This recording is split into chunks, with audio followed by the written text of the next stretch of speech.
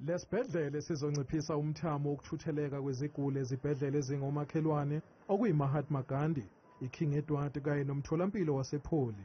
Njengoba sisezingeni lesifunda, kanti siqanjwe ngegama lengqalabutho yeqembu le-ANC uDokotela Pixley Ka Isaka Seme. Nodabuka eNanda, umndeni wakhe uzwakalisa ukujabula kakhulu ngesikhathi uMengameli Cyril Ramaphosa kanye nongqongqoshe wezempilo uDokotela uJoe Phaahla bembula umfanekiso walengqalabutho osekungeneleni kwesibhedlela.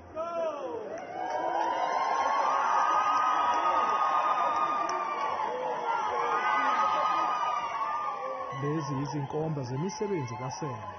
Ubabenzela wami lo owalwa kwaze kwaba sekugcineni. Qala umuntu wesifazane waye efunda egcina sekuthiwa ukuthi usukwazi ukubhala incwadi ubuye.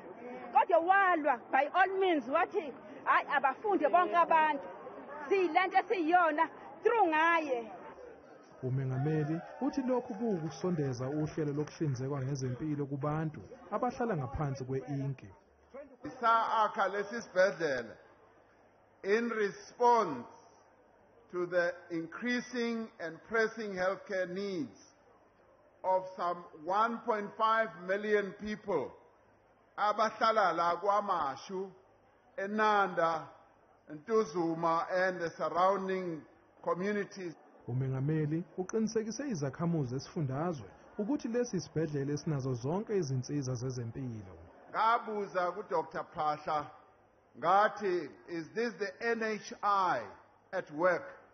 Wathi yebo, this is how the NHI is going to be able to work. Ayikho into engekho ethinta ezempilo kulesi sibhedlela.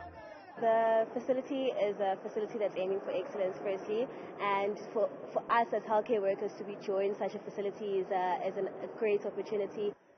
Kunxuswe izakhamuzi ukuthi zinakekele lesibhedlela.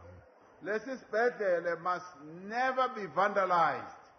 Kungabi noyedwa ozothinta lesibhedlela ngendlela engafanele.